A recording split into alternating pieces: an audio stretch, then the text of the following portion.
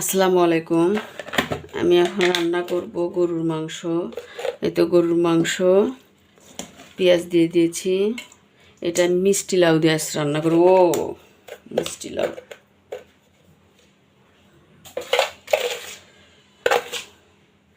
এই তো মিষ্টি লাউ দিয়ে রান্না করব। লবণ দিয়ে দিলাম, লবণ, পরিমাণ মতো গুঁড়ামরিচ, আর একটু আমি দিব। একটু ঝাল ঝাল না হলে মিষ্টি লাউ ভালো লাগে না। আচ্ছা, আমি কাঁচামরিচ দেব না, গুঁড়ামরিচ দিয়ে রান্না করব। পরিমাণ মতো হলুদ,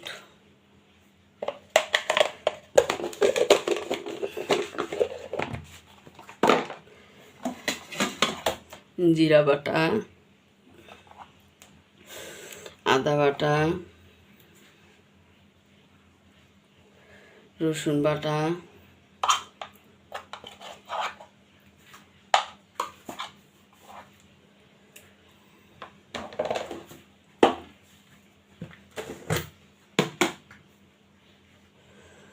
ধনিয়া গুঁড়া,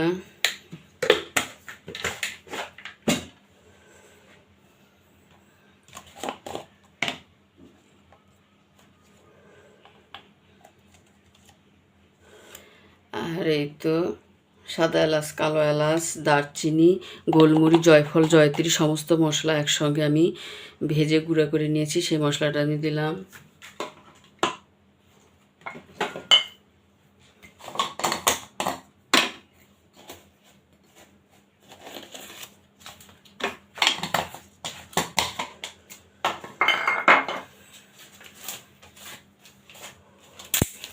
তো তেজপাতা দিলাম,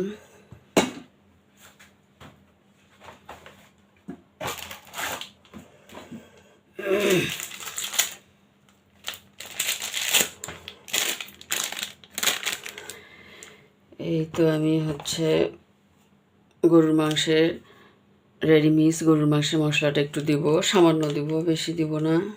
তো সামান্য দিলাম, কারণ শুধু আলু পেঁয়াজ দিয়ে ঝোল রান্না করলে একটু বেশি করে দিলে ভালো লাগে। যখন লাউয়ের তরকারি, সাদা লাউ বা মিষ্টি লাউ দিয়ে রান্না করবেন, তখন এই মশলাটা বেশি দিলে ভালো লাগে না।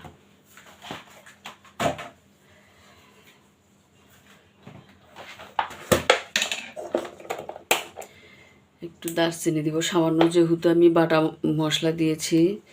একটু দিব,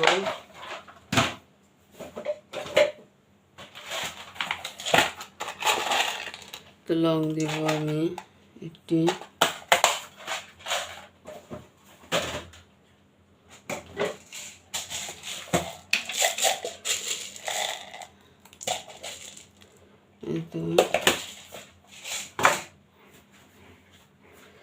তারপর এখন আমি হাত দিয়ে মেখে দিব। সমস্ত মশলা দেওয়া শেষ।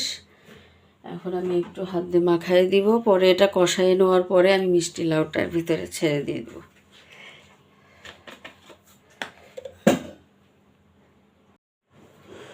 তো আমি এখন হাত দিয়ে মেখে দেব। তো তেল দিয়ে দিলাম,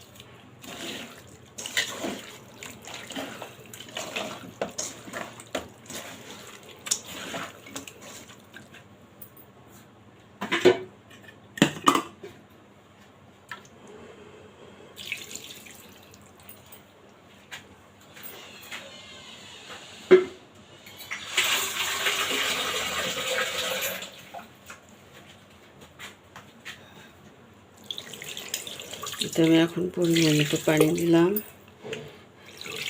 এটা মাংস সিদ্ধ হতে যেটুকু লাগবে আমি সেটুকু পানি দিয়েছি। এতে করে মাংস সিদ্ধ হয়ে যাবে। চুলাটা অন করব।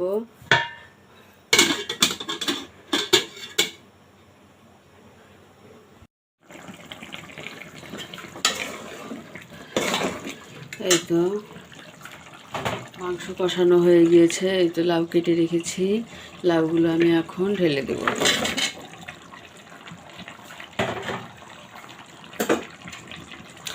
অল্প কিছু লাউ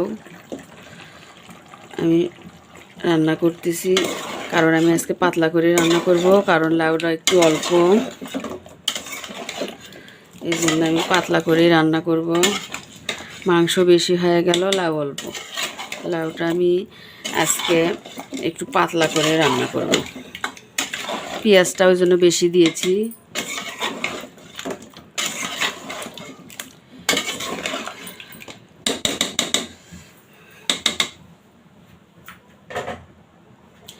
লাউটা একটু কষায় নিব।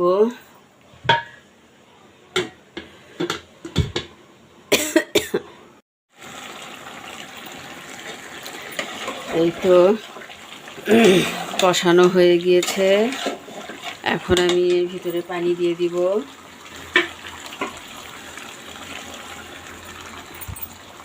ভিতরে আমি এখন পানি দিয়ে দিলাম।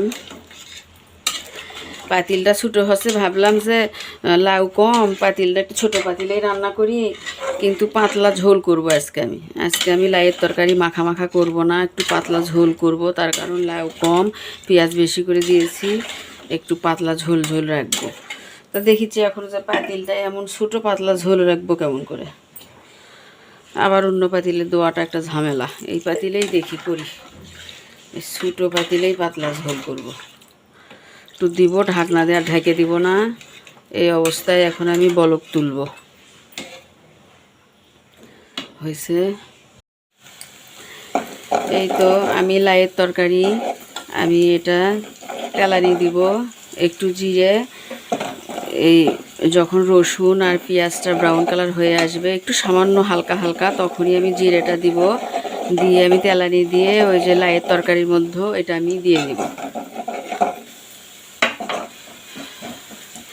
এই তেলানিটা দিলে তরকারিটা খুব ভালো লাগে খেতে। আর আজকে আমি লাউয়ের তরকারিটা পাতলা করেছি, সেজন্য তেলানিটা দেওয়া জরুরি, ভালো লাগবে।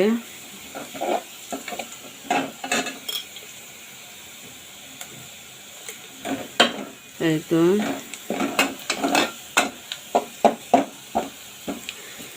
তো হয়ে গিয়েছে, চুলা অফ করে দিলাম। এখন আমি তেলানি দিব।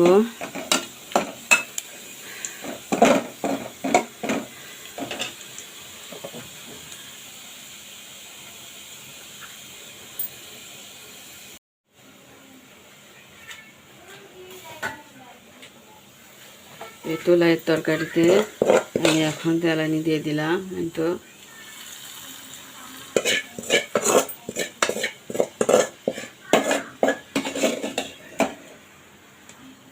এভাবে তেলানি দিলে আমার সহজ হয়।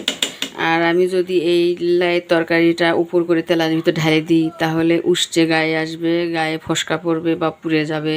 এই ধরনের রিস্ক আমি নিতে চাই না, সেজন্য আমি এভাবেই তেলানিটা দিই, সহজ পদ্ধতিতে।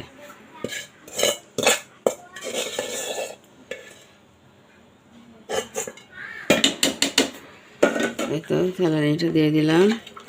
এখন এই তেলানি দেওয়ার পরে তরকারির স্বাদটা আরও দ্বিগুণ মানে বেড়ে গেল। এখন আমি আর একটু জাল দিব। তেলানি দেওয়ার পর একটু চুলায় জাল দিতে হয়, একবার বলক তুলে দিব, ব্যাস, তাহলেই হয়ে যাবে।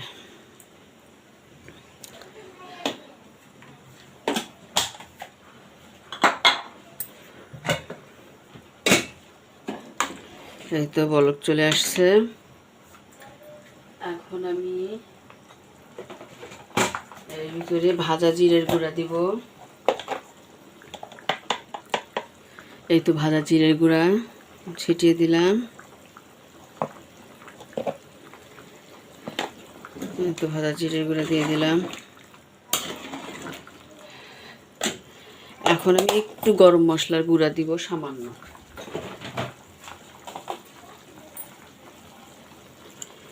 এই তো সামান্য গরম মশলার গুঁড়া দিলাম,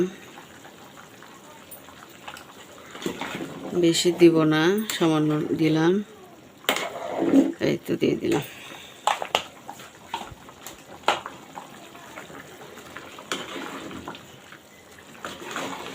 এই তো দেখুন, খুব বেশি পাতলাও হয়নি, এরকমটাই আমি করেছি।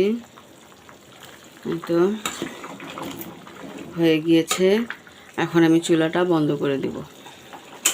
এই তো বন্ধ করে দিলাম। এই তো হয়ে গেছে, দেখুন কত সুন্দর হয়েছে, খেতে হয়েছে অসাধারণ। এখন আমি এটা পরিবেশন করে দেখাবো।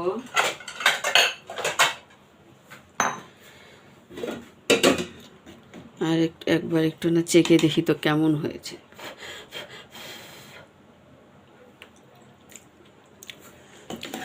পারফেক্ট হয়েছে, সব ঠিক আছে। এখন আমি এটা পরিবেশন করে দেখাবো।